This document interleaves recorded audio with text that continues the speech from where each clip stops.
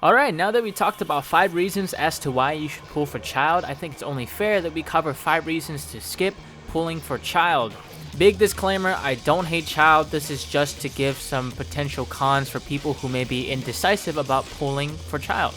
And of course, if you enjoy this type of content, should you pull, should you skip videos, as well as Genshin Machinimas or cinematic videos, definitely consider subscribing to this channel and hitting the notification bell so that way you'll be notified when I drop my next video.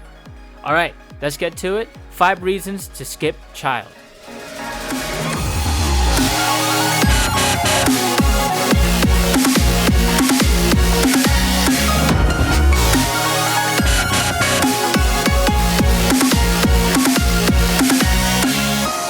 Reason 1. Childe is a bit clunky, especially if you don't enjoy micromanagement. What I mean by this is that he has a variable cooldown for his elemental skill, which is a major part of his kit, where the longer you are in his melee form, the longer the cooldown will be at C0. Meaning essentially for optimal rotation, you want to switch out of Childe at a certain time anyways, so that way he has a reasonable cooldown for when he switches back to doing DPS. So that way you can use your support's elemental burst, elemental skill, while the cooldown is active. If you stay too long, of course you're gonna have to wait a bit longer, which ruins your rotation. We can also see this with Hutao, who is very reliant on her elemental skill to perform her optimal damage rotation. However, she has a set cooldown and a set duration, which gives her the ability to perfectly time when she needs to switch out and come back. Now, this problem does get alleviated with C6, but if any problem gets alleviated with C6, then we have a problem here. Because getting a C6 on a 5-star as a solution to a problem is always going to feel bad. But for me personally, I don't mind the micromanagement aspect of Childe and his elemental skill timer. Now, I will say that I think Mihoyo can easily alleviate a lot of this issue and issues with other characters if they just added in the cooldown timer for standby characters. What I mean by this is, if you are not playing the character right now, you don't know when the elemental skill is off cooldown. You can only guesstimate, and if you play a team enough, you'll probably know by heart, but that's still not great, and it's such an easy thing that they already do in Honkai Impact anyway. At least for buffs and debuffs, they have a little circle outside of the buffs in themselves to show how much time you have left on that particular buff, but you can add that to elemental skills as well. So he has some other things that make him feel clunky, which is reason 2. He does not have a plunge attack. While he is in his melee form, I do think this is a big shame. Even Raiden Shogun, who has a secondary weapon kit, has a plunge attack. Now, it may not be a big deal at the surface level, but this stops Childe in melee form from performing 2 advanced Genshin techniques, the footstool and the dragon strike, both of which utilizes plunge attacks to deal optimal damage. That stinks. And of course, when you're put in situations where a plunge attack could save your life or would be a cool ender to a fight, him not having access to that just makes him feel all the more clunky. Though I will say, his melee animation is so freaking good. I love using him in my Genshin Machinimas just because his animations are great, and he does have 2 separate kits just like Raiden Shogun with his bow and melee form. Reason 3. Hydro Resonance is kind of booty.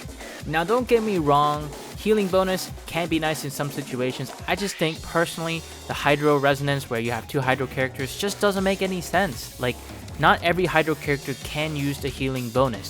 So why even make a resonance based on something really specific that not all Hydro characters can use? It just makes no sense. Like, with a better Hydro Resonance, you might be more justified in putting someone like CHingCho, who has a Constellation 2 that decreases Hydro resistance on opponents hit by his elemental burst, making him a pretty good partner for Childe, but then you get this healing resonance and you're like, wait, why? Why would I want this? I would want anything else but this. Again, this is not a problem with Childe, but it doesn't help him in his case and his team building. It limits him to building other teams and being the only Hydro on that team, which I find to be pretty disappointing. Alright, reason 4. You are not a fan of his character. There are many people that I've talked to who loves how stylish he is and how cool he looks, and there are many other people who have told me that he looks kind of lame and they hate the way he is or who he is and his demeanor, which I think is more important than how good he is or how bad he is at the game, is how much you like the character. So if you're not a fan of Childe, don't pull for him. Even if everyone was telling you, oh, you gotta get him, man, he's so good, you're not gonna use him anyways, he's just gonna be benched. Listen to your heart, as always. And of course, if you like Childe, I don't even need to say anything. This video wouldn't matter for you. Actually, you can probably leave a comment and tell me and everyone else here why you love Childe, and maybe that will help them make a better decision. Reason 5. CHingCho exists.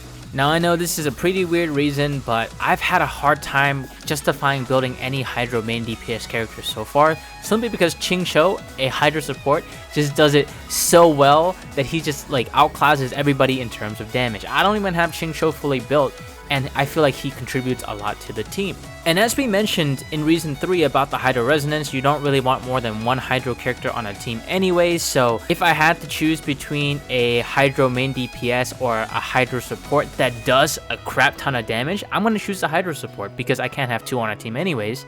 And going back to reason 1, CHingCho is just more consistent overall compared to Childe, as well as being able to fit into many other team comps. But I feel like Childe is a much more selfish character. He doesn't really bring a lot to the team, but he requires a lot himself to be very optimal in a team setting. So if you are making decisions based on a resource basis, it's hard to justify building Childe over CHingCho and even Mona. I enjoy Mona a lot. I adore her, and she is able to fit into a lot of team comps just like CHingCho.